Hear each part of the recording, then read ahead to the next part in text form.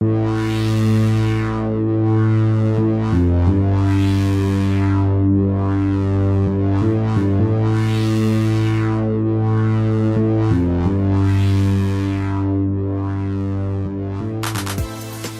de mayo de 2019, es viernes y son las 8:19 p.m. de la noche. Es noche de podcast, episodio número... ¿Qué número es este? Ya es el episodio número 2 y en esta ocasión vamos a estar abordando la magia y lo mágico. Un tema bastante extenso, creo que por suerte este no es un podcast educativo, porque si no... De verdad que fácil me aventaría unas 3 o 4 horas y serían varios capítulos hablando del extenso tema que es la magia y lo mágico.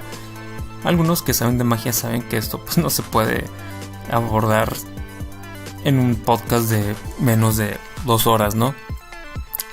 Ni siquiera sé cuánto va a durar esto, pero me imagino que sí, 1 hora, 1 hora y media más o menos. Así que bienvenidos al episodio número 2 del podcast. Hoy vamos a tener varias colaboraciones. Tenemos la colaboración de Rubén Lozano, que nos mandó un texto sobre la magia y lo mágico. Él lee cartas, él está más familiarizado con este mundo. Tenemos también a nuestro buen amigo Cafe, que nos vuelve a mandar un audio sobre qué es para él lo mágico. Y si para cuando este audio se está grabando, este episodio se está grabando, Rafa ya me envió su relato, pues también tendremos el relato de Rafa en voz de nuestros amigos de Evidencias. Así que, ¿qué es lo que vamos a ver en esta noche mágica, por decirlo de alguna manera? Vamos a ver lo siguiente, vamos a ver la definición de magia y lo mágico, obviamente la etimología de magia y de mágico. Vamos a ahondar en la magia y algunos tipos de magia, lo que es la magia negra, la magia roja. No vamos a profundizar mucho porque obviamente eso por sí mismo nos daría para un episodio solamente. Vamos a tocar lo que es el pensamiento mágico también. Vamos a ver la importancia de los conjuros en la magia. Vamos a hablar un poquito de dónde viene el Hocus Pocus y el Abracadabra. También vamos a ver referencias, no es tanto referencias, sino vamos a ver qué tiene que ver la magia y lo mágico con los primeros conocimientos antiguos de los que se deriva la alquimia también.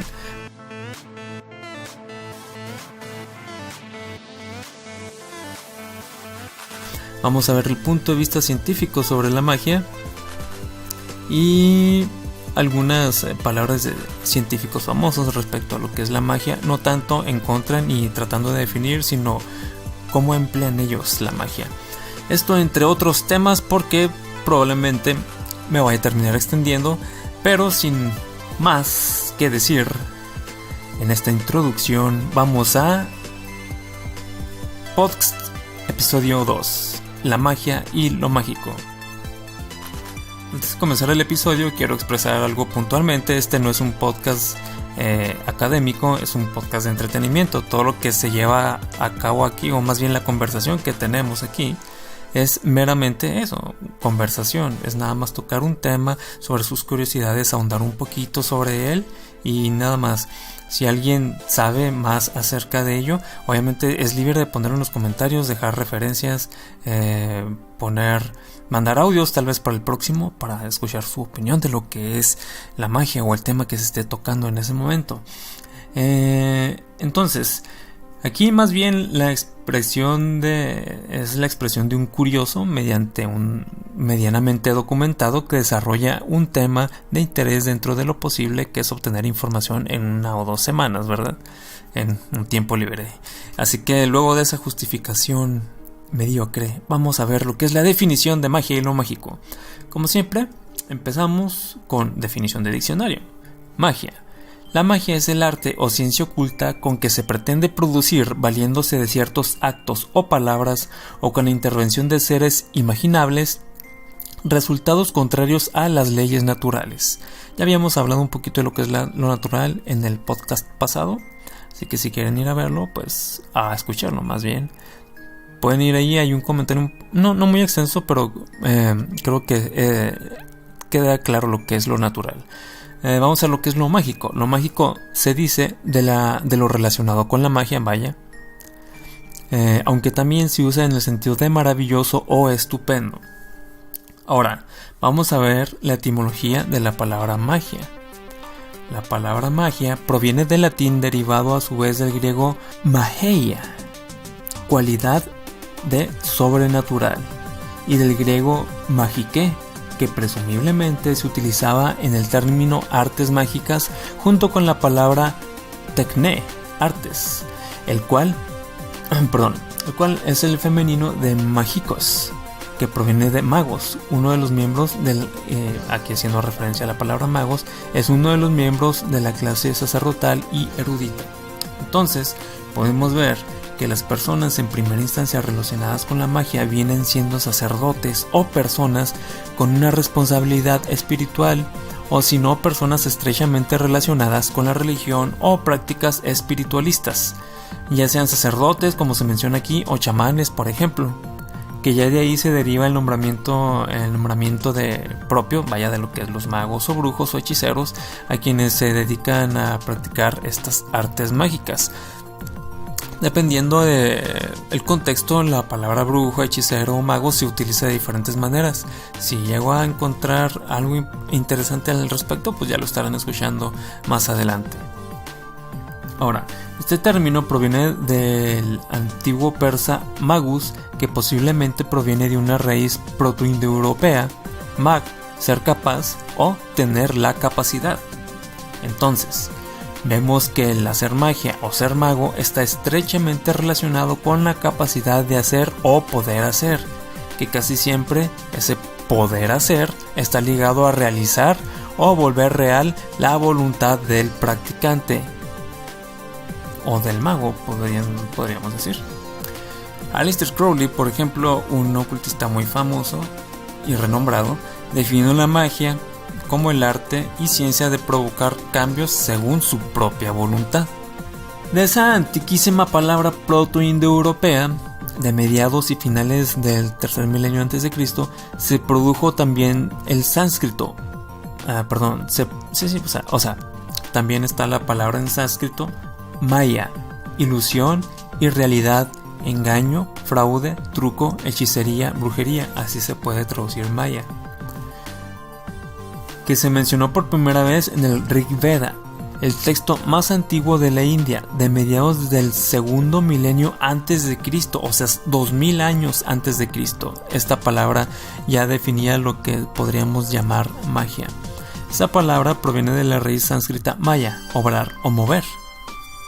Así que a esto agregamos que otra parte de la esencia que compone lo mágico está ligada al engaño, a la irrealidad, o más bien, a mi parecer, a la torcedura de la realidad. Ahora, como menciona el texto antedicho, el Rig Veda, la magia implica también el obrar o mover, que integraría a esta altura no solo la alteración de la realidad, sino la manipulación de la realidad en sí. Lo que quiero decir es que si un mago pudiera, que se supone que debería, si magia significa poder ser, crearía una realidad en la que las leyes de esta sean propicias para realizar su voluntad sin que tengan que alterarse ninguna de ellas. Ahora, vamos a ir entrando ya en definición de magia un poquito más especializada. Esto creo que está en definiciones.net o .com, algo por el estilo. Leemos: magia. Casi todo lo que se conoce como magia ceremonial, encantamientos y contacto con los espíritus proviene de los egipcios. Los egipcios son muy importantes en este asunto. No se olviden de los egipcios, precedidos por los mesopotámicos, pero como que son los egipcios los que impulsan este rollo de la magia, ¿no? Ahora, los egipcios, quienes tenían en alta estima, dicho conocimiento atribuido al dios Thoth, quien inventó la escritura. Los jeroglíficos eran una escritura que abarca toda palabra y concepto, incluidos los números. Por lo tanto, se podía escribir, contar y hacer magia con su ayuda. La magia puede entenderse de distintas formas. La religión o numerosos cultos o rituales paganos tienen un componente mágico o sobrenatural. vemos aquí cómo se sigue relacionando lo religioso, lo espiritual con la magia, ¿no? Creer que alguien puede volver de la muerte es un acto de fe, que para un no creyente supone algo mágico, por fuera de las leyes naturales y por lo tanto imposible. Imposible es importante porque, bueno, desde un punto de vista, digamos, muy clavado o muy sobreanalítico, el hecho de lo imposible implica algo que no se puede. Entonces, si por medio de cualquier medio, digamos la magia o no sé, superpoderes, lo vuelves posible, ya no es imposible. Por eso se utiliza la palabra improbable. Bueno, aquí en este texto anterior vemos una palabra importante, la palabra fe. Fuera del contexto religioso, o más bien tratando de quitarle el aire religioso dentro de lo que se puede, dentro de este tema en sí, podemos ver que un componente importante de la práctica mágica es la fe, es decir, creer sin ver o tener confianza ciega en algo.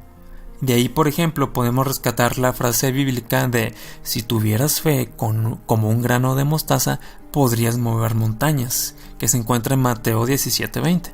Dependiendo de la traducción, pues dice más o menos eso, ¿no? Es de ahí se deriva el dicho tan popular: la fe mueve montañas. Se hace referencia a este texto bíblico. Que de hecho se emplea el grano de mostaza como ejemplo debido a que es una de las semillas más pequeñas. Así que eso nos da una idea de lo que la fe puede lograr en este contexto: doblegar las leyes naturales. Así es. Podemos ver que si tuvieras tú una fe como la del tamaño de un granito de mostaza, tú podrías mover montañas, que se podría traducir en lo que, por ejemplo, un milagro realizado por, digamos, Jesucristo sería el equivalente. Digamos que él tenía una fe inmensa, entonces podría hacer ese tipo de trucos mágicos, por decirle de alguna manera, como son caminar sobre el agua, o convertir el agua en vino, o resucitar muertos, ¿no? Cosas completamente antinaturales o fuera de la naturaleza, que ahí podemos retomar el punto de: esta persona tiene tanto poder o tanta voluntad que puede tergiversar la realidad y hacer que, digamos, que se vuelva, que las leyes naturales se adapten o se tuerzan para poder realizar estos actos. Ahora, no todo es miel sobre hojuelas. Obviamente, si alguien tiene toda esa voluntad o todo ese poder, eventualmente, pues, digamos que se ve tentado a usarlos de mala manera. Vamos a ver ahora lo que es magia negra. Leemos. Se conoce con el nombre de magia negra a la serie de actos que proponen métodos y fines mal vistos por la sociedad en la cual se llevan a cabo. Se trata de hechizos que buscan afectar negativamente la suerte de uno o más individuos, provocándoles problemas de salud, accidentes o la pérdida de sus posesiones, entre otras desgracias. La palabra clave aquí es desgracias. A través de la magia negra se busca el dominio o el control de otros seres vivos, y para ello se aprovecha una serie de herramientas que teóricamente confieren a sus usuarios poderes excepcionales. La magia negra busca provocar daños a personas individuales, o al mundo entero, dado que es capaz, según sus adeptos, de generar alteraciones en cualquier clase de materia inorgánica y orgánica. Es decir, que probablemente para poder practicar magia negra tú debes tener muchísima fe, incluso de forma remota, que es una de las cosas de las que presumía Aleister Crowley. No sé si hayan escuchado esa anécdota famosa en la que dice que para probarlo, él se pone detrás de un hombre que va caminando y empieza a imitar su forma de caminar, su lenguaje corporal, y de pronto Aleister Crowley ¡pum!, se pone de rodillas, y el otro sujeto que va delante de él, que no se había percatado de que lo tenía en la espalda, ¡pam!, se cae de rodillas y no sabe por qué. Esa es una forma de... No una forma, más bien es un ejemplo de lo que podemos decir, de lo que podemos... Perdón, pero todavía me trabo un poquito. Es un ejemplo de lo que es la voluntad dentro de la magia, incluso de la magia negra, ¿no? Ahora, el poder de un hechicero nace de su relación con las jerarquías de la oscuridad. Es decir, aquí ya no solo se debe tener una relación espiritual, sino digamos que debe haber una relación espiritual con unos seres antagónicos, es decir, demonios o seres oscuros. Para contrarrestarla, pues está la magia blanca, que pues viene siendo todo aquello pues contrario, que es aceptado por la sociedad. Inclusive algunas veces se puede valer de elementos de magia negra para llevar a cabo actos de magia blanca, ¿no? Aquí, por ejemplo, se hace patente la relación del mundo espiritual con la práctica mágica, aunque se me hace pertinente comentar que está este tipo de magia que se relaciona o proviene de lo divino o de espíritus en lugares celestiales o infernales, pero más adelante vamos a ver cómo la magia tiene otras fuentes y conceptos, como la naturaleza en el caso de las Wiccas, que tocaremos un poquito más adelante, si me da tiempo y se alcanzo a investigar, porque en eso estoy ahorita. Por otro lado está la denominada hematomancia o magia roja. Esta sí es muy nueva, yo no me imaginé que existiera algo así. O sea, sabía que había magia negra y magia blanca, ¿no? O sea, tú dices negra, blanca, pero no, también hay roja. Y dice aquí que la magia roja es aquella que se vale de la utilización de la sangre y otros tejidos orgánicos para sus hechizos. En la actualidad, muchas civilizaciones de Occidente la consideran una clase de magia negra. Pues sí, es que es muy, digamos que sí se puede confundir, ¿no? Por el tipo de, si uso sangre y tejidos, quiere decir que tal vez tuve que hacerle daño a otro ser vivo, y pues la magia negra básicamente se centra en hacer daño, ¿no? La magia roja puede tener objetivos relativamente positivos, tales como el enamoramiento y la plenitud sexual. O bueno, así se les denomina aquí en México, amarres. Son esos tipos de trabajos donde que tienen pues un fin amoroso y te puedes conseguir al morrito o a la morrita que te gusta. Hay varios videos de amarres encontrados en cementerios en YouTube, si quieren ver cómo es ese rollo. De hecho, yo no sabía que ese tipo de jales se denominaban magia roja. Yo creía que era como una ramificación de la magia negra, de hecho.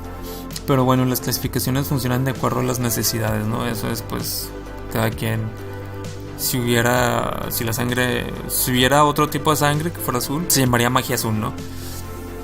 Aunque su uso con fines destructivos y de manipulación es más común, cuando se utilizan tejidos de la persona que realiza el conjuro se puede considerar magia blanca. Es lo que yo les decía ahorita, por ejemplo.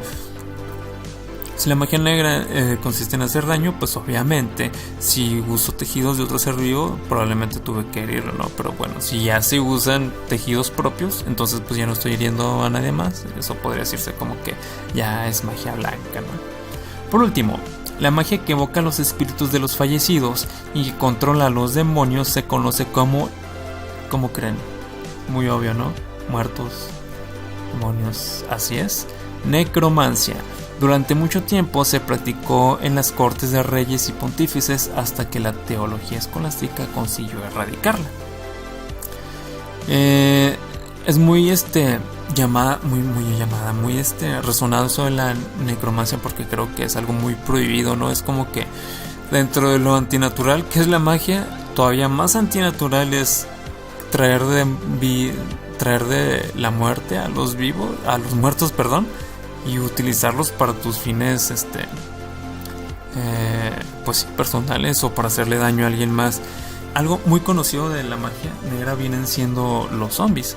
Los zombies en el sentido más antiguo de la palabra, ¿no? Aquellos cadáveres que eran revividos por sacerdotes vudús y que eran empleados pues desde para hacer las labores de la casa hasta para hacer las cuestiones más repugnantes, ¿no? Pero bueno, eso del vudú no lo investigué, pero es muy interesante, tiene que ver con eso de la necromancia.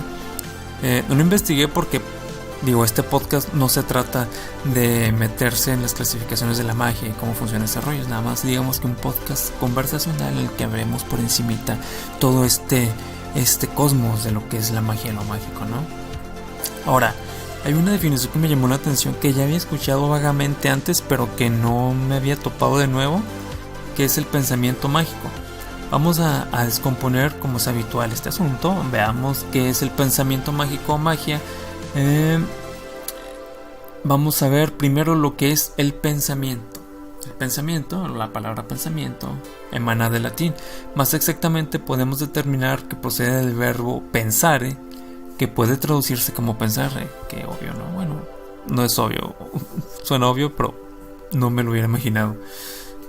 Aquí vamos a tomar una definición muy puntual que me parece que nos ayuda mucho en el tema porque, bueno, el pensar o el pensamiento es un mundo, ¿no?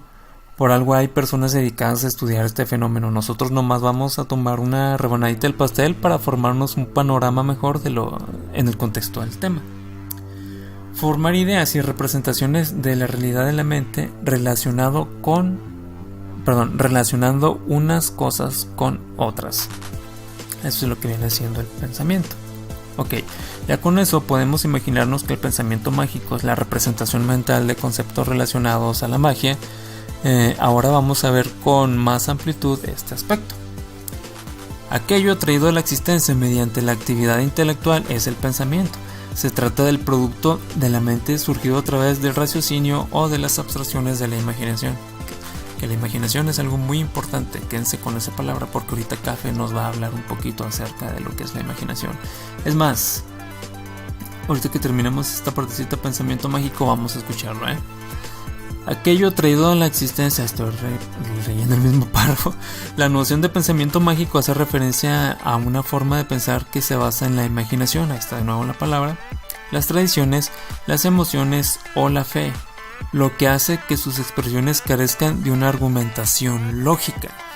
Así es, el pensamiento mágico no tiene por qué ser lógico como es todo aquello que se imagina, aunque dentro de la imaginación siempre tomamos una base lógica.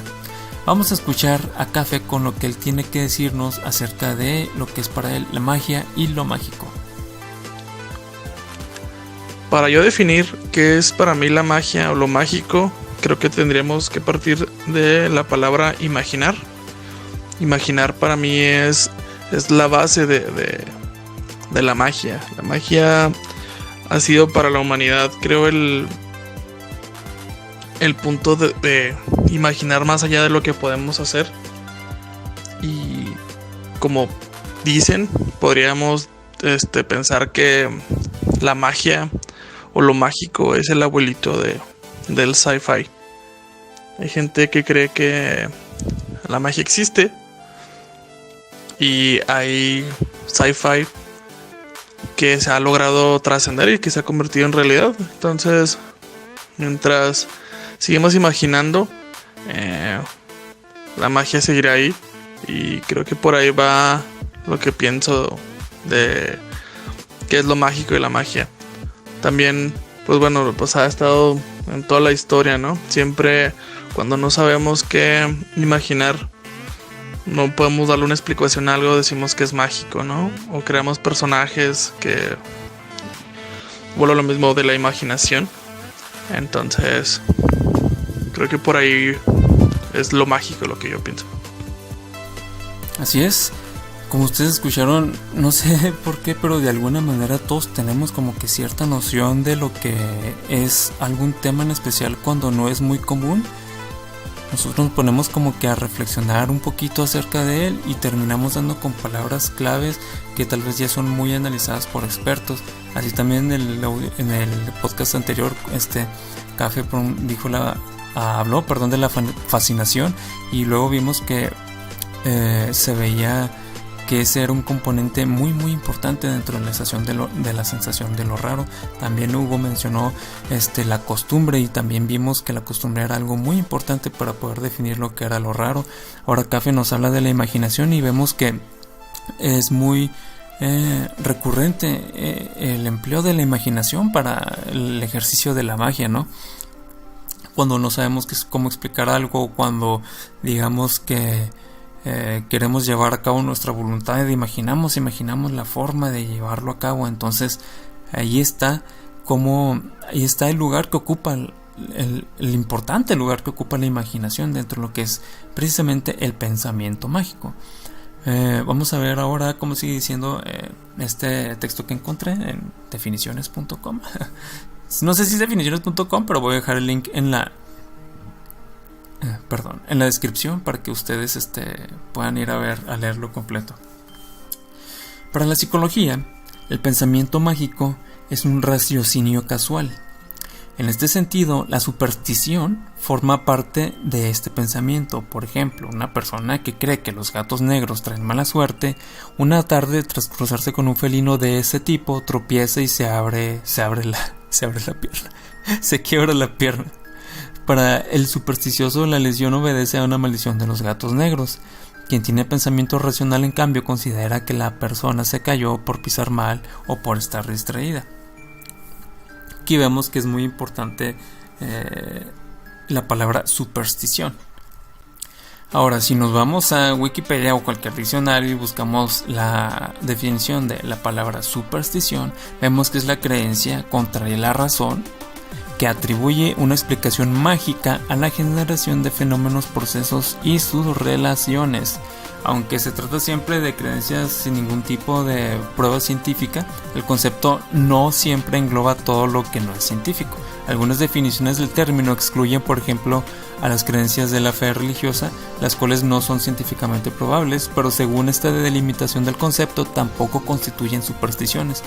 La denominación se aplica también en sentido peyorativo a formas de creencias prácticas y rituales religiosos que no corresponden a las opiniones y convicciones propias.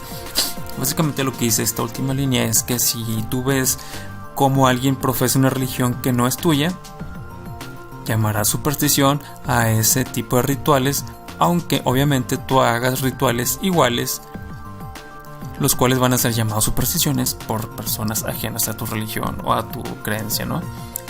Entonces vemos que la superstición forma una parte, digamos, que es como uno de los hilos que entretejen toda esta maraña de la magia y lo mágico. También podemos ver que es muy importante la utilización de amuletos.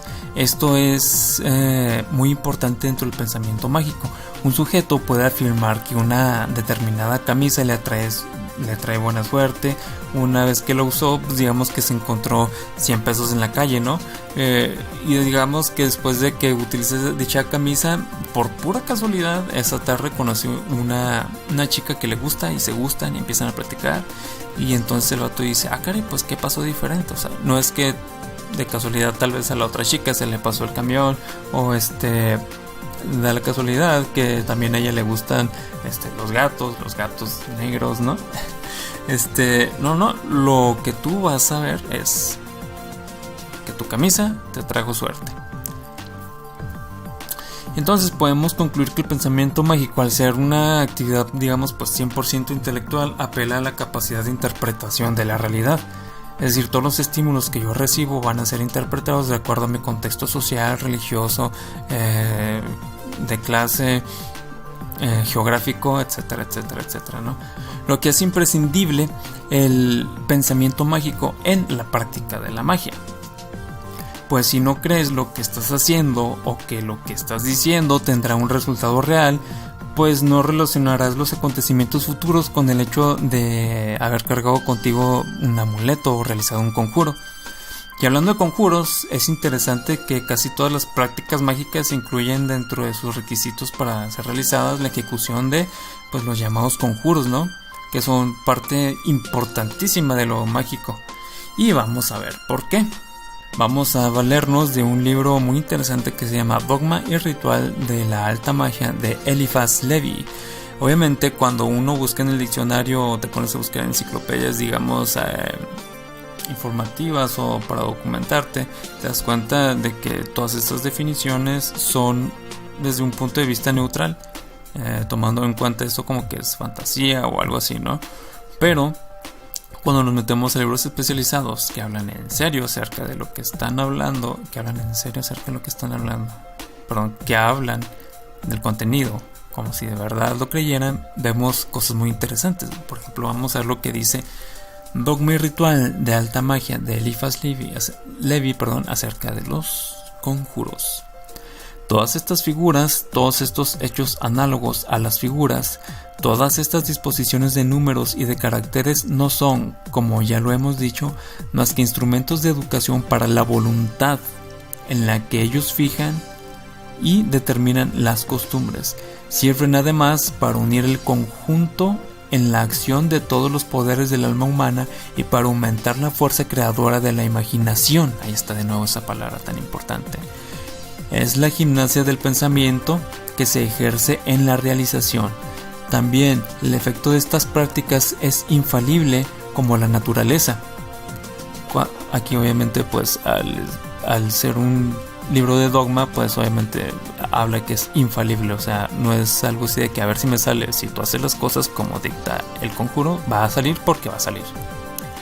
Cuando se hace con una confianza absoluta y una perseverancia inquebrantable, que volvemos a la parte de la fe o la confianza absoluta. Es decir que, por ejemplo, tú puedes tener una confianza inquebrantable para mover una montaña, entonces vas a poder lograrla por medio de los conjuros. Ahora, las palabras significan pensamientos.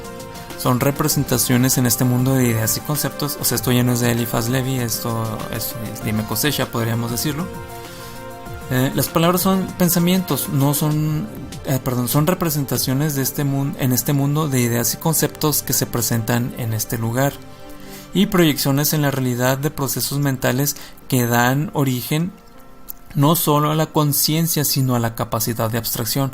Por tanto, el mero hecho de crear en la mente el sonido de la A y mediante procesos mentales crear las correctas reacciones químicas que hagan a mis músculos bucales moverse con las correctas posiciones para que ese sonido mental se produzca en el mundo real, que es experimentado no solo por mí, sino por otros seres con conciencia, ya es un reflejo del poder de la pronunciación, del deletreo, spell en inglés, de un conjuro. Si han caído en cuenta que en inglés spell significa conjuro y deletrear, entonces con todo esto que les acabo de decir anteriormente, que no voy a repetir porque pues no quiero repetirlo porque va a ser redundante, podemos darnos cuenta de que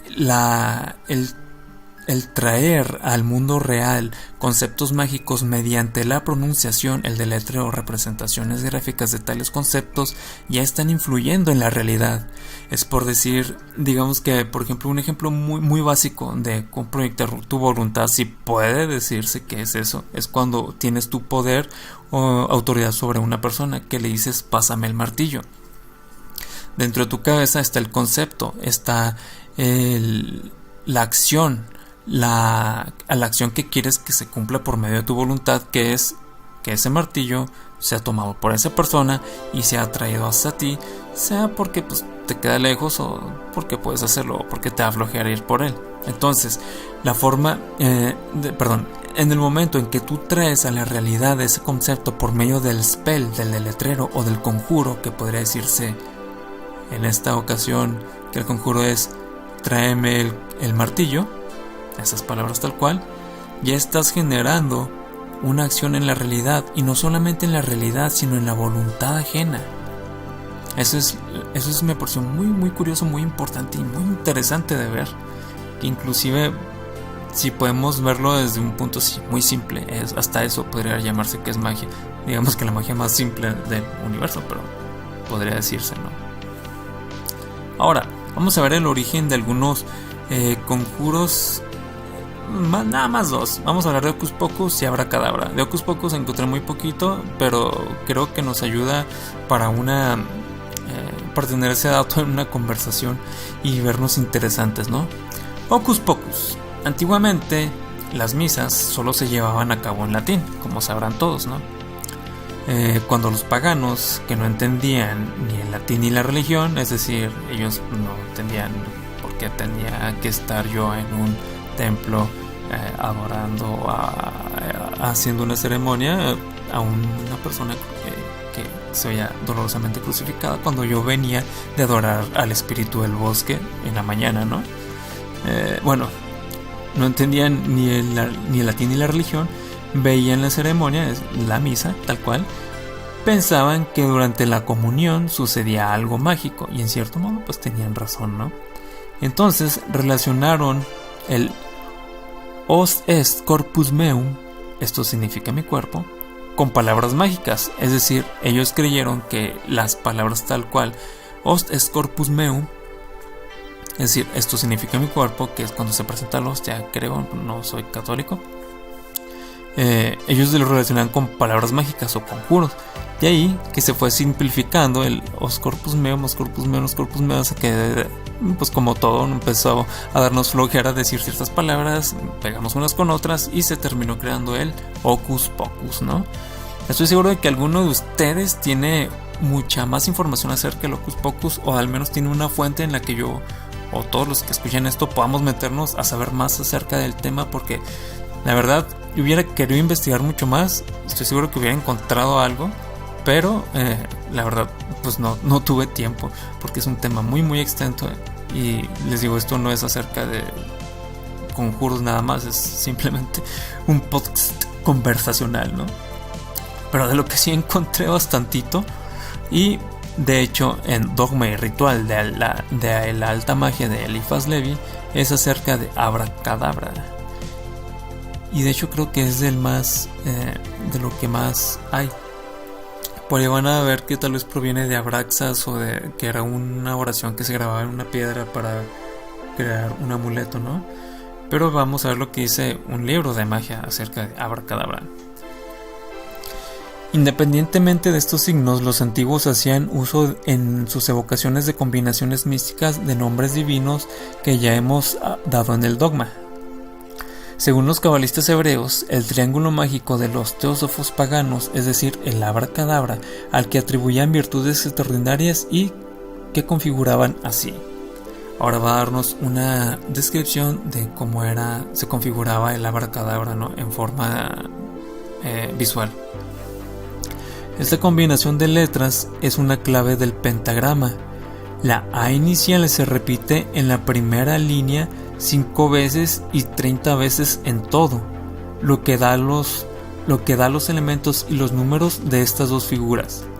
La A aislada representa la unión del primer principio o del agente intelectual o activo. La A unida a la B representa la fecundación del binario por la unidad. La R es el signo del ternario, porque representa jeroglíficamente la efusión que resulta de la unión de los principios. El número U de las letras, así está escrito, no sé a qué se refiere. El número U de las letras de la palabra agrega la unidad del iniciado al denarius de Pitágoras, y el número 66, total de las letras adicionadas, forma cabalísticamente el número 12, que es cuadrado del ternario, y por consecuencia la cuadratura mística del círculo. Advirtamos de paso que el autor del Apocalipsis, esa clavícula de la cábala cristiana, ha compuesto el número de la bestia, es decir, de la idolatría, agregando un 6 al doble escenario del abracadabra, lo que queda cabalísticamente 18, número asignado en el tarot al signo jeroglífico de la noche y de los profanos, la luna en las torres, el perro, el lobo y el cangrejo, número misterioso y oscuro, cuya clave cabalística es 9, el 9 de la iniciación. Abracadabra es usada como hechizo o encantamiento en trucos de magia escénica y por pequeños grupos tribales. Perdón, esto ya no es del libro, es como un comentario que me encontré por ahí suelto. Entonces, ya teniendo eso en mente, leemos: abracadabra es una palabra usada como hechizo o encantamiento en trucos de magia escénica y por pequeños grupos tribales primitivos europeos que profesaban el animismo y panteísmo. Históricamente se creía que tenían poderes colectivos cuando estaban inscritas en un amuleto. Eso es lo que me refería. Agarraban una piedrita y escribían la palabra abracadabra o abraxas, creo. Entonces, como vemos aquí oímos una nueva palabra, que es la cábala. La cábala es un tema extensísimo, como no tienen idea, pero sí es muy importante también en lo que es la numerología. Y me parece muy importante un comentario. Este comentario lo escuché en una plática de Borges, que les voy a dejar obviamente después de que termine esta idea, que habla de cómo la Biblia, que era un libro revelado, estaba integrada a propósito, digamos que cada una de sus letras estaba puesta el lugar que estaba por un propósito revelado, y que eso podría descifrarse mediante numerología o mediante lo que es la cábala, ¿no? Pero ya mejor me callo y vamos a ver al maestro Borges. Spengler, en aquel capítulo de su Untergang des Abendlandes, consagrado a la cultura mágica, que el tipo de libro mágico sería el Corán. Ahora, ¿qué es el Corán? El Corán, para los ulemas, para los doctores de la ley musulmanes, no es un libro como los otros. Es un libro, esto es increíble, pero así es un libro anterior a la lengua árabe. Es decir, que no puede estudiarse históricamente o filológicamente, ya que es anterior a los árabes, es anterior a su lengua y es anterior al universo. Y ni siquiera se admite que el Corán sea una obra de Dios. No, el Corán es algo más íntimo y más misterioso. El Corán, para los musulmanes ortodoxos, es un atributo de Dios, como su ira, su misericordia o su justicia. Y en el mismo Corán se habla de un libro misterioso, la madre del libro, que es el arquetipo celestial del Corán, que está en el cielo y que veneran. Bueno, pues aquí tenemos ya la noción de un libro sagrado, del todo distinta de la noción de un libro clásico. Un libro sagrado es sagrado, y son sagradas no solo sus palabras, sino las letras con que fue escritas. Y ese concepto lo aplican los cabalistas al estudio de la escritura.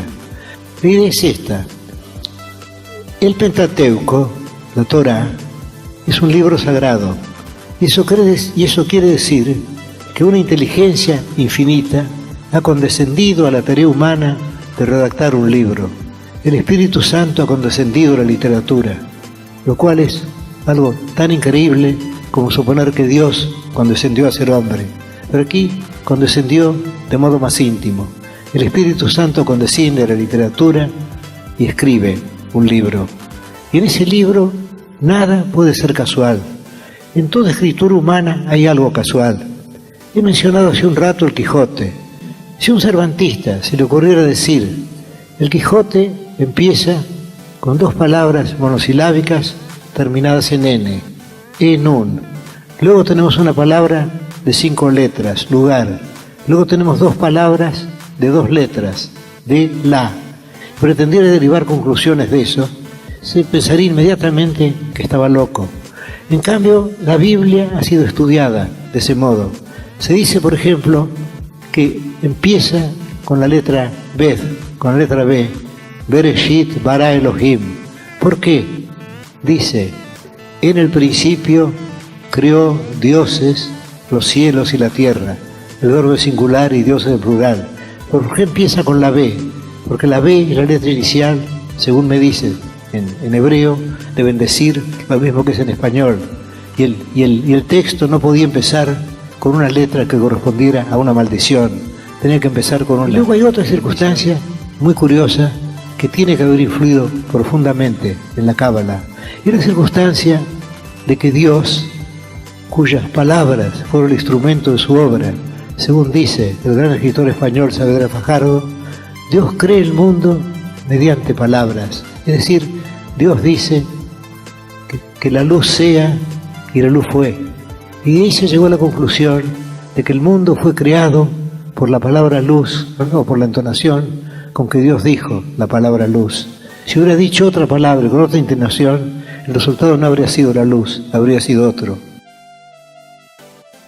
Muchas gracias, maestro Borges, por haber venido desde el otro mundo a darnos este pequeño comentario.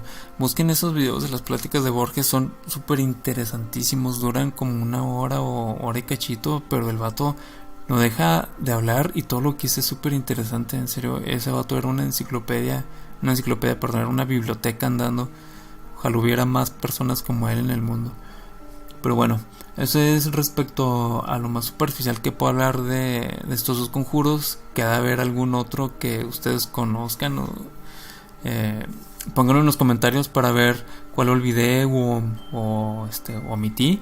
Y si se saben el origen o significado, pónganlo y lo leemos en el siguiente episodio. Recuerden que todo lo que hayan comentado en comentarios o audios que ustedes quieran mandar respecto a este tema se van a poner en el siguiente episodio, en la sección que tengo destinada, que todavía no sé cómo ponerle, que obviamente no hubo en este podcast porque pues nadie comentó nada ni dijo nada al respecto, ¿no? Bueno, y después de que vimos todo esto, el pensamiento mágico, la magia, conjuros y todas estas cosas por el estilo, no podemos hablar o tener un podcast acerca de la magia y lo mágico sin tener que remitirnos forzosamente a una temática inevitable cuando hablamos acerca del ocultismo, el esoterismo y todo este tipo de antiguo conocimiento, ¿no? ¿De qué estoy hablando? Pues hablo de las enseñanzas herméticas. Vamos a ver un poquito acerca de este asunto. Según Wikipedia, vamos a hablar de Hermes Trismegisto. Es mencionado primordialmente en la literatura ocultista como el sabio egipcio, paralelo al dios Thoth, también egipcio, que creó la alquimia y desarrolló un sistema de creencias metafísicas que hoy es conocido como hermetismo. Para algunos pensadores medievales, Hermes Trismegisto fue un profeta pagano que anunció el advenimiento del cristianismo. Se le han atribuido estudios de alquimia como la tabla esmeralda, que fue traducida por latín al inglés por Isaac Newton, y de filosofía, como el Corpus Hermeticum. No obstante, debido a la carencia de evidencias concluyentes acerca de su existencia, el personaje histórico se ha ido construyendo ficticiamente desde la Edad Media hasta la actualidad, sobre todo a partir del resurgimiento del esoterismo. La parte que más nos interesa es esta última, donde dicen que es muy importante, sobre todo a partir del resurgimiento del esoterismo. ¿Por qué? Porque después, más bien, durante la época de los años 60, con el movimiento hippie y todo este asunto de ser uno con la naturaleza y estar en paz con el medio ambiente y la conciencia ambientalista, el amor y paz, resurgió más bien se retomó toda esta creencia de los antiguos sabios, por decirlo de alguna manera, que se nos hace usar esa palabra. Se retoma todo este asunto y da origen a lo que podemos llamar el neopaganismo. El neopaganismo es el resurgimiento de todo este interés por lo pagano, por lo natural, porque pagano es aquel que adora a la naturaleza. Y viene a la vida un movimiento muy interesante, o una religión llamada Wicca. Vamos a ver, según aletheia.org, creo que es interesante ver lo que dicen estas páginas dedicadas a estos temas, porque creo que por ser algo actual, como el New Age y todas estas corrientes, se aprovechan mucho de lo que es el internet y los medios electrónicos para nutrirse de este tipo de conocimiento o para difundirlo. Así que vamos a ver lo que dice en aletheia.org. La Wicca es una religión más del neopaganismo, si bien la originaria y la más numerosa. El neopaganismo es un redescubrimiento y también una invención acrítica de las religiones precristianas ligadas a la fecundidad y la naturaleza. El neopaganismo engloba corrientes religiosas de los antiguos celtas, de los germanos, de los escandinavos, de los indios de Norteamérica, de los aborígenes australianos, de los indios mesoamericanos precolombinos, de las religiones antiguas de Grecia, Roma, Egipto, Babilonia, India y Polinesia, etc. Y muchas veces es reconstruida con apenas un mínimo rigor antropológico e histórico. Quiere decir esto, que muchas de las características que la Wicca toma de otras religiones paganas son a veces inclusive hasta especulativas, ¿no? Muchas veces ni siquiera es como que digamos la Wicca toma de manera perfecta la forma en que los celtas adoraban, la diosa de la fecundidad. No, muchas veces simplemente es basado en lo que ellos más o menos creen, con una base vaga de cómo era realmente la adoración a la fecundidad, al invierno, a la luna, etcétera, etcétera. Ahora, la Wicca también tiene esta parte de los conjuros, pero fíjense cómo lo enfocan ellos. Vamos a ver lo que dice malvestida.com.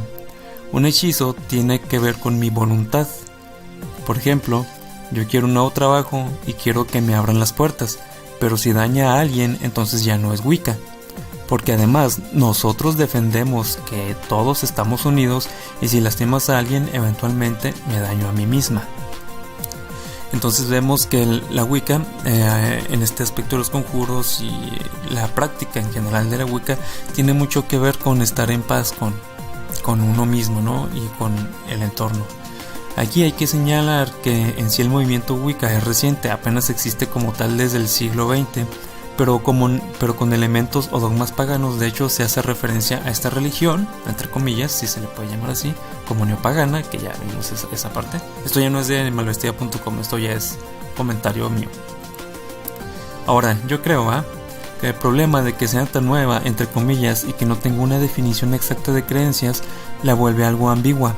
Hay Wiccas, por ejemplo, que incorporan un rollo angelológico. Sin embargo, las creencias en ángeles provienen principalmente de religiones judeocristianas o abrahámicas, y por tanto es un poco contradictorio que se mezcle con elementos paganos, tanto celtas mayormente como con hindúes, budistas, etc. Y de hecho, esta es una de las principales líneas que separan a las Wiccas de las brujas clásicas, puesto que en estas últimas están relacionadas más que nada con espíritus o fuerzas espirituales dentro de la mitología religiosa propia de cada región, pero las Wiccas beben más que nada, o al menos en sus inicios, pues, de las creencias herméticas, o mejor dicho, del Corpus Hermeticum, que es un conjunto de textos llevados por los cruzados desde tierras conquistadas a Occidente en el siglo XIV más o menos, y traducidos por Marsilio Ficino, trayendo el conocimiento de Hermes Trismegisto desde las épocas antiguas, tan antiguas como Mesopotamia o el antiguo Egipto, hasta el día de hoy, ¿no? De esos conocimientos se valieron personajes como el renombrado John Dee para fundar lo que se llegaría a conocer posteriormente como alquimia. Ahora, ustedes dirán, ¿qué tiene que ver la Wicca con la alquimia? Bueno, la alquimia buscaba no solo transformar el plomo en oro, dicho burdamente pues, sino el espíritu. Creía que el ser humano poseía una naturaleza divina, y fue sobre esa base que Gerald Gardner se apoyó para la creación de la Wicca, que se profesa según cada quien, vaya.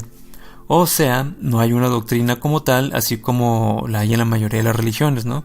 Que digamos hay un dogma y ese dogma se sigue y tienes que profesar esto para ser católico o ser cristiano o ser anglicano, etcétera, etcétera, ¿no?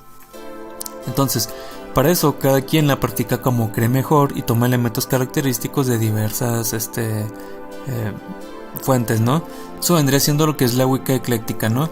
También está lo que es la Wicca más purista, que solo se basa en las creencias paganas de los celtas principalmente, pero al final y al cabo la Wicca en su raíz busca la armonía y el contacto profundo con la naturaleza. Entonces vemos que la magia a veces no es tanto llevar a cabo mi voluntad porque puedo, ¿no? Como es el telema de Aleister Crowley, sino llevar a cabo una voluntad que nos ponga en armonía a todos, que si yo quiero que este sujeto me traiga el martillo, no va a ser simplemente porque puedo, para quitarlo de que esté muy a gusto oyendo videos, ¿no? Viendo videos, perdón, sino que el hecho de que yo conjure mi voluntad a través de mi verbalización para que él me traiga el martillo, es porque probablemente estamos construyendo una casa y es una parte importante su participación en la creación de la casa, digamos, ¿no? Ahora vamos a escuchar el texto que nos envió Rubén Lozano para ver lo que él opina acerca de la magia y cómo tiene cierta relación con esto de la armonía con los seres vivos, de estar juntos, de que a veces la magia no es tanto para ver si es cierto o no es cierto, sino como un medio de desahogo para... Bueno, vamos a escucharlo, él lo explica mucho mejor. Vamos a ver. La magia y lo mágico, un comentario de Rubén Lozano.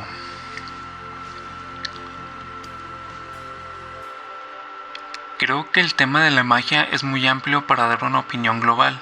Según algunos escritos, abarca desde la evolución mental del ser humano, la formulación de hechizos, la conexión con entidades sobrenaturales, hasta la adivinación. Desde mi experiencia con la adivinación, pienso que en esta, la magia puede tener algo de útil. No se trata de demostrar si las mancias como la cartomancia, las runas, la quiromancia, etc. funcionan o no, sino de lo que realmente pasa en una consulta entre dos personas, un intérprete y un consultante. Me he dado cuenta, por ejemplo, que las lecturas de cartas pueden ayudar a tener otra perspectiva de los problemas o situaciones que la persona está viviendo. La gente que acude a ello se desahoga principalmente porque está ante una persona ajena a su familia o un círculo de amistades, quien no la va a juzgar sino que le dará una opinión más objetiva.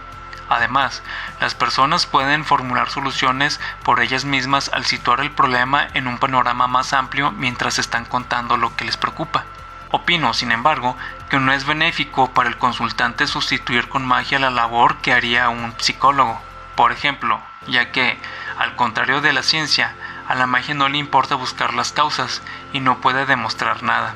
En el caso de la formulación de hechizos, que es con lo que las personas más relacionan la magia, pienso que pueden ser un refugio para algunos, algo que les permite apartarse de una realidad que no les gusta y en la que sienten que no tienen poder ni pueden provocar un efecto. En general, creo que algunos efectos atribuidos a la magia pueden ser explicados por la ciencia. Por poner un ejemplo, pensemos en una persona que quiere terminar una carrera académica. Si esa persona hace decretos sobre sí misma, algo muy común en la magia, tal vez lo logre, pero no debido a una cuestión mágica. Quizás sus afirmaciones la hagan pensar que tiene habilidades y se motive a realizar acciones en favor de la terminación de su meta.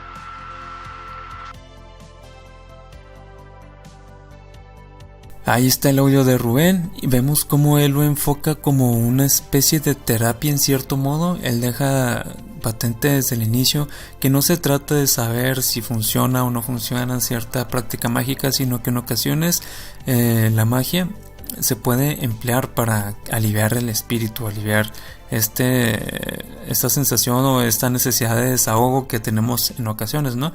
Que obviamente, como menciona Rubén, pues no es cuestión de sustituirlo por un psicólogo, ¿no? A veces tienes un problema que de verdad tiene que ser atendido por un profesional que se especializa en esa área, pero a veces no es tanto un asunto de demostrar o de ver realmente el futuro, sino a veces nada más es como una conexión con algo más, ¿no? Bueno, ya vimos todo lo que es referente a la relación de la Wicca con el corpus hermético, con la naturaleza, los conjuros, el origen de la palabra magia, todo esto, pero ahora vamos a trasladarnos a un humor o un estado de conciencia más objetivo. Vamos a ver lo que es el punto de vista científico sobre la magia o la perspectiva que tienen un par de científicos acerca de la magia y lo mágico. ¿Y por qué la ciencia? Porque lo querramos o no, la ciencia moderna, o mejor dicho, el método científico es descendente de la astrología, la alquimia y la medicina de aquellos tiempos. Así que vamos a ver cómo se ve desde el punto de vista científico esto de la magia. Vamos a empezar con la definición que da Richard Dawkins en el libro La magia de la realidad. Leemos. La magia sobrenatural es el tipo de magia que encontramos en los mitos y los cuentos de hadas. Es la magia de la lámpara de Aladino, de los hechizos de las brujas, de los hermanos Grimm o de Hans Christian Andersen y J.K. Rowling. Es la magia ficticia de las brujas que recitan un hechizo y convierten un príncipe en una rana o una hada madrina que convierte una calabaza en un carruaje reluciente. Se trata de historias, nada más. La magia, eso es respecto a... Él habla de 3 tipos de magia, ¿no? Este es el primero. El segundo es la magia de escenario. Por el contrario, sí existe y puede ser muy divertida, o al menos sucede algo real, aunque no es lo que los espectadores creen. Un hombre en un escenario nos convence de que pensemos que algo alucinante ha sucedido, cuando en realidad lo que ha ocurrido es algo ligeramente distinto. Lo que hemos visto en el escenario, es únicamente un truco. Nuestros ojos nos han engañado, o quizás el ilusionista ha engañado a nuestros ojos, utilizando palabras para distraernos de lo que realmente está haciendo. Es la segunda definición, y la tercera es como que la más interesante que Dawkins da acerca de la magia. porque ya no se refiere a la magia desde un punto de vista místico, sino desde un punto de vista pues más poético. Vamos a ver. El tercer significado de la magia es el que quería referirme en el título, la magia poética. Podemos llegar a llorar con una pieza maravillosa de música y descubrirnos y describimos el concierto como mágico.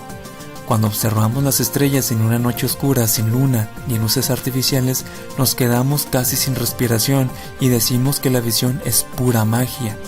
Podemos utilizar la misma palabra para describir una puesta de sol maravillosa, un paisaje alpino o un arco iris delante de un cielo oscuro.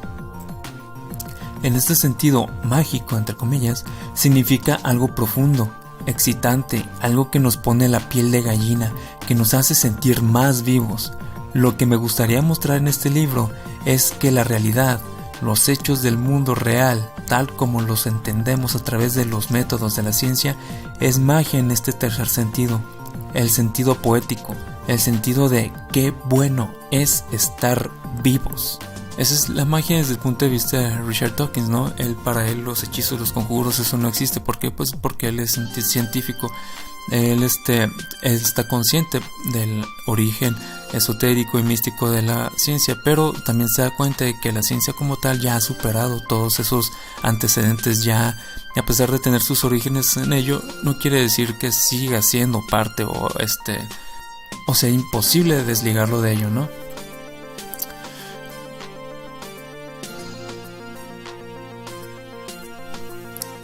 Ahora, ¿por qué hacemos referencia a la magia, a lo mágico para expresar algo maravilloso? Algo que puede ser tan bello o satisfactorio que puede asemejarse a romper las leyes u órdenes naturales o habituales, porque al fin y al cabo de eso se trata la magia, de romper el orden universal para nuestra conveniencia, que no siempre es igual a beneficio. Esto es el por qué yo pienso que se relaciona la magia con lo maravilloso, porque, repito, a veces creemos que algo es tan increíble, tan hermoso, tan excitante, tan gratificante que no puede ser natural.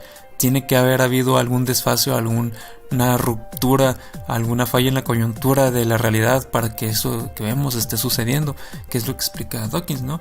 Podemos ver un arcoíris hermoso, una pieza musical que digamos esto no puede ser real, esto tiene que haber venido de otro lado porque me hace experimentar la realidad de una manera que solamente si fuera magia podría experimentarla. Ahora vamos a escuchar el relato de Rafa que nos hizo el favor de compartirnos. Aquí podemos poner en contexto la imaginación y el cierto reminiscente del pensamiento mágico que hay en la ciencia, pero vamos a extendernos más en este aspecto luego de escucharlo. Dejamos a nuestros amigos de Evidencias para que ellos se hagan cargo de la narración. Vamos a escuchar. A los 11 años, Mariana resbaló en la esquina del pasillo mientras corría. Estiró los brazos buscando recuperar el equilibrio, pero no evitó golpearse el codo contra el suelo. Una sensación eléctrica le recorrió el brazo desde la punta de los dedos hasta el cuello, pero no perdió tiempo haciendo un berrinche. Le dolía y estaba asustada, pero no tenía sentido llorar si no había nadie en la casa para consolarla. Tras pasar unos segundos controlando los sollozos, el susto inicial dio paso a la curiosidad.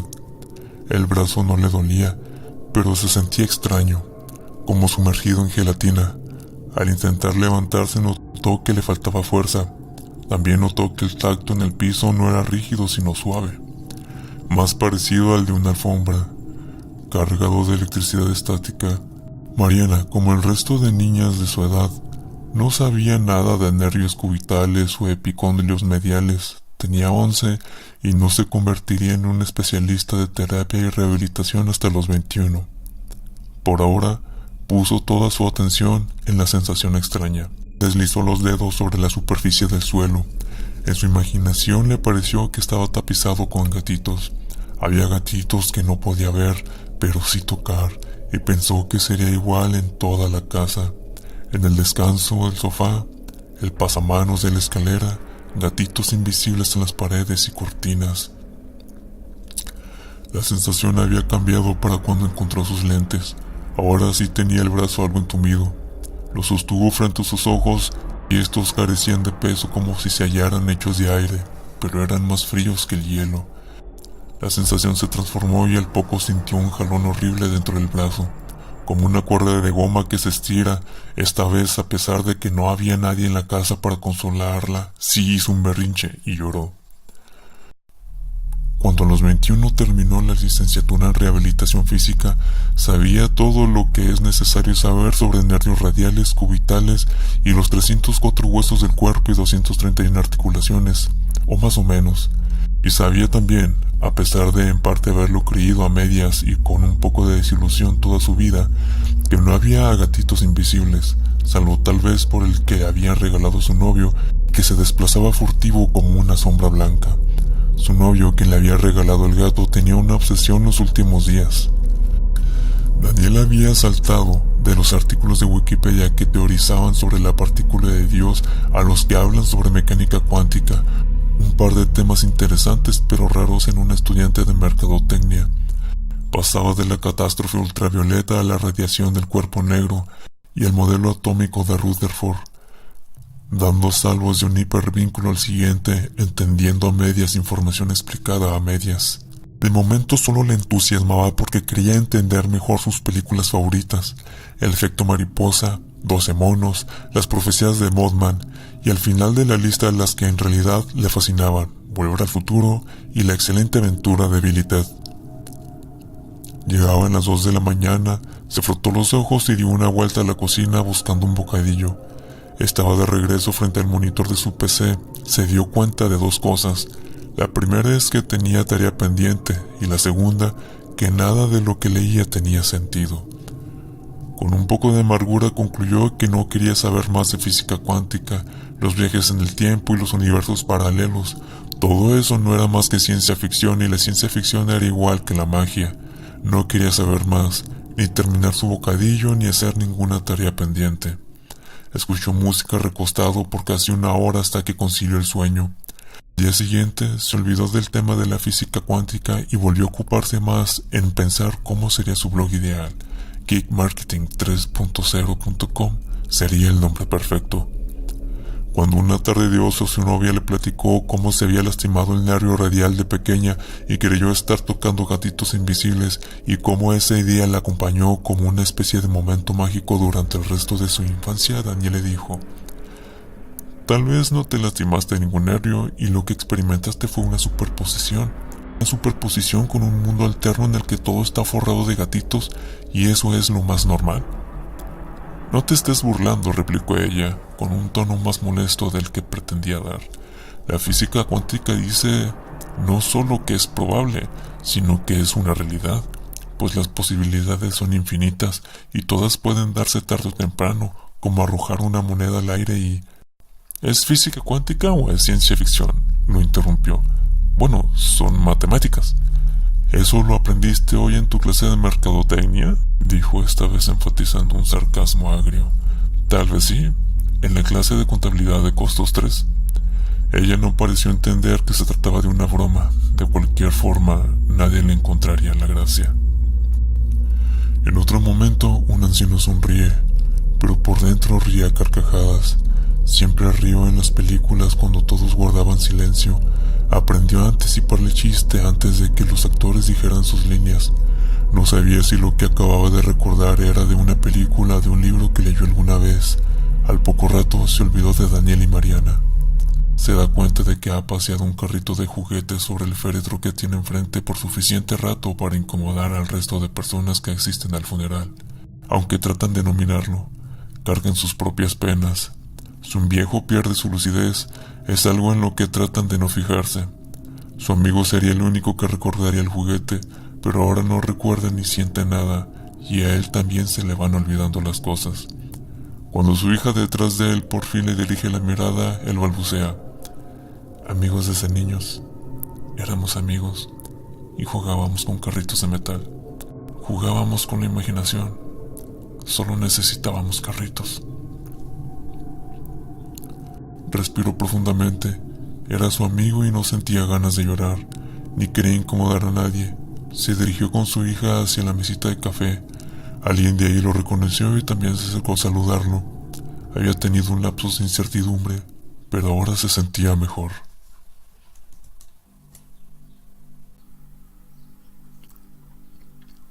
Y ese fue el relato de Rafa que nos envió para este tema.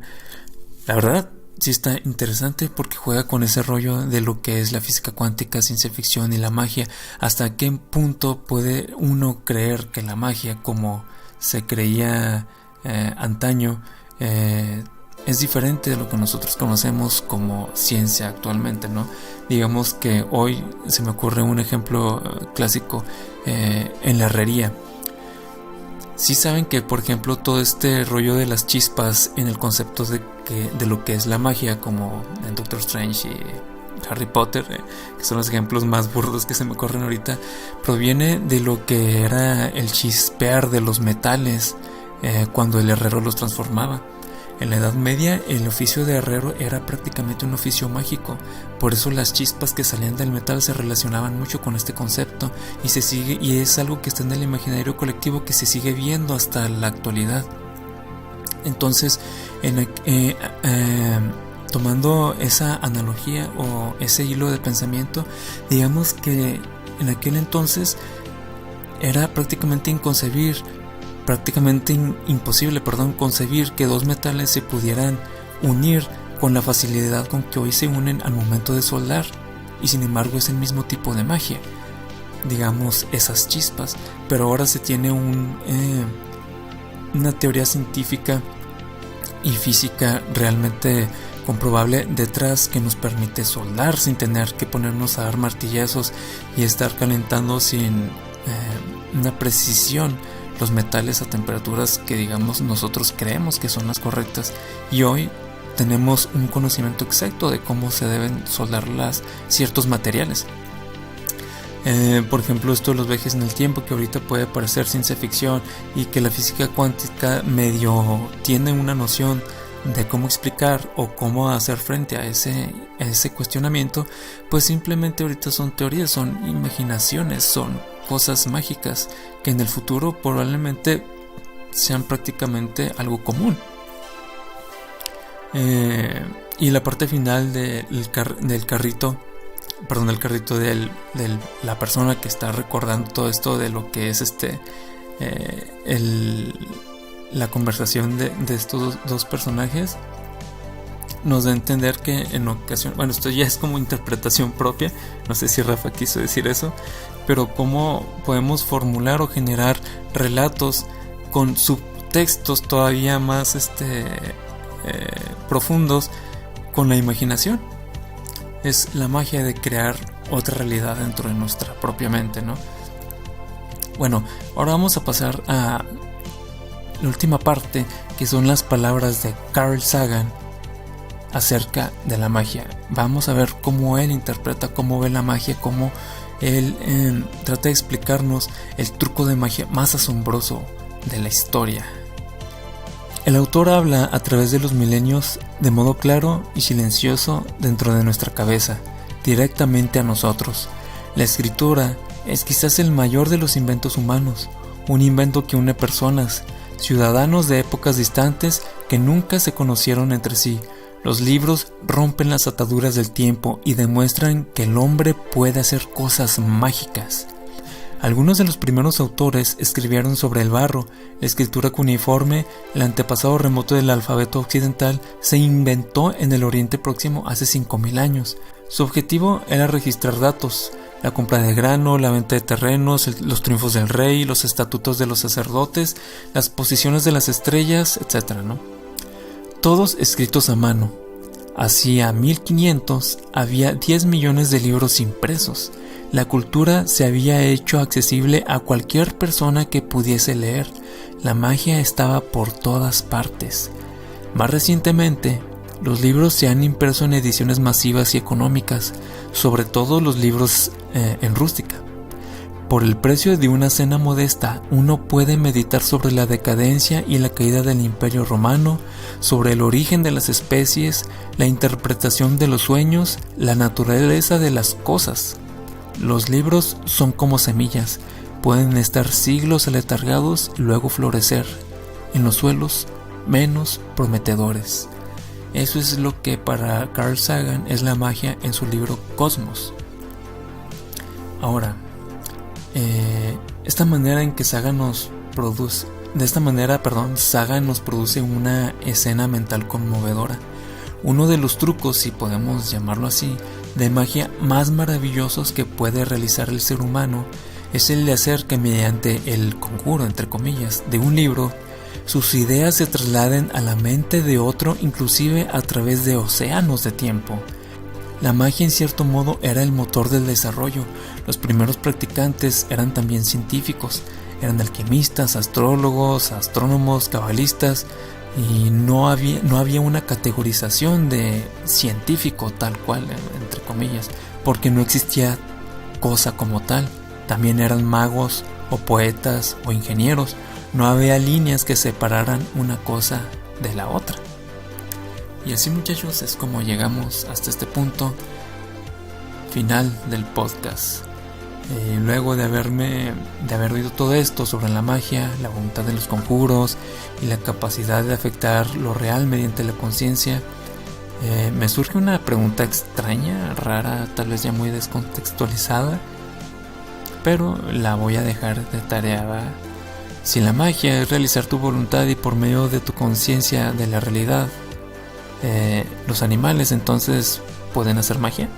¿O hay un punto en que entre las conciencias, tan inteligentes como la humana, pueden rayar en el deseo o poder rudimentario de realizar su voluntad? Es una pregunta extraña, lo sé, pero si alguien quiere contestarla, voy a estar gustoso de leer su respuesta en el siguiente programa, porque por ahora es todo. Este fue el podcast de la magia y lo mágico. Como siempre, si tienen comentarios o aportaciones, la parte de los comentarios está abierta. Si es para aportar o criticar, no importa, son libres de hacerlo y en el siguiente episodio los vamos a leer.